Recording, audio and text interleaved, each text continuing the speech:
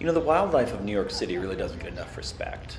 I mean, you're a pigeon out here. You belong on the off, in Greece, in Crete, hanging out in the edge of a cliff, pooping white all down the edges, hanging out with your other pigeon friends, soaking up sun. And here you got me eating a Juneberry on the ground in McCarren Park, Brooklyn. Like, I'm not supposed to be here. You know what I mean?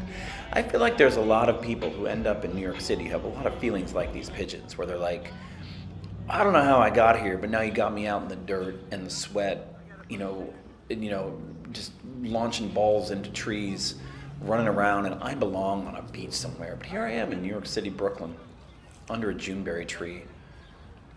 This is a London plane tree. Apparently they love pollution. I don't love pollution, that's a strong word. They're pretty good with pollution. Like they're okay with it. They grow pretty strong. It's a pretty tree, actually. It's a pretty tree. You could build a pretty good tree house in there if they let you do it. There's a lot of these trees in McCarren Park. I don't know how many there are, but there are a lot. I think there's at least 3 here, London plane trees. When you look at them, you're like, they're just in dirt. Does this get watered enough? You know what I mean? Do these get enough water? What other kind of wildlife do we got here in the park? Let's see here. Well, we got all sorts of people.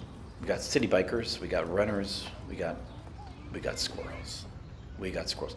Squirrels are like, squirrels, so if you're a squirrel, right, you're like, I'm burying stuff. Oh, a finch. If you're a squirrel, you're burying stuff all over the city. Or at least all over this park. And you're always like, where was it? It's kind of like, it sounds a little bit like, that kind of, you're basically drunk, you get home, you throw all your stuff down in the house, your keys, your socks, your headphones. You wake up the next morning, you're like, where did I put everything? I feel like that's being a squirrel every single day. Like, it must be exhausting. It must be exhausting. And, what else we got here? What else can we see in the park? What other kind of wildlife we got? I mean, open up the aperture. Sometimes in life, all you need to do is open up the aperture, and things feel a lot better. Life can be so, sad sometimes. And then you just kind of step back and you're like, oh my God, we're humans on a planet spinning around in a universe, spinning around a sun, which is rolling through the universe to a place.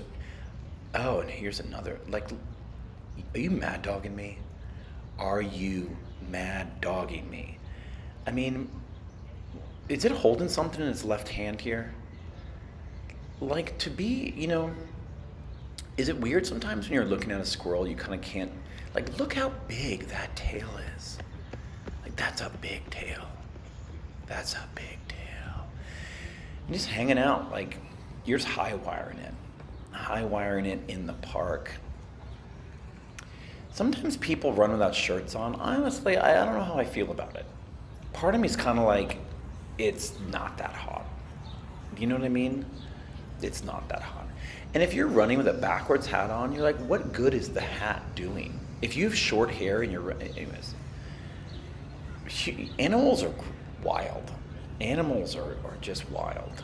And I wouldn't say New York City is a jungle or really a forest, but maybe it's a bit of an urban jungle forest. And what else? We got more pigeons. If you're a pigeon, I still don't understand why. I mean, I guess you're foraging here, but why do you spend so much time on the ground when you can fly? Do you know? I just don't. I guess you got to eat. But this seems like pigeons really seem like the most inefficient eaters everywhere. I mean, look at this. They're just looking for berries. It's almost kind of like if you have a bad sense of smell and a moderate sense of eyesight, again, you're like, you know what this reminds me of actually, is how I think humans have gotten so accustomed to life being so great, I think, in a lot of ways. We forget that it's supposed to be wildly challenging and imperfect. Think about that pigeon or these finches looking for food on the ground. You know how long this takes? This is basically most of the day. And people complain about Hinge. You know what I mean? People complain about dating apps. These finches are out here looking for food all day. They spend all month looking for a mate. They might spend all year looking for a mate, right? And we complain about a few bad dates on Hinge. Like, life is hard out here for animals. And we're just animals on a planet spinning around in the sun, hurtling through the universe. And I don't know, are we just finches in the end? Are we just finches in the end? Just like, or squirrels just like running around looking for berries, and your hit rate is like 5%. I mean, you think this is food? Like, the hit rate is 5%.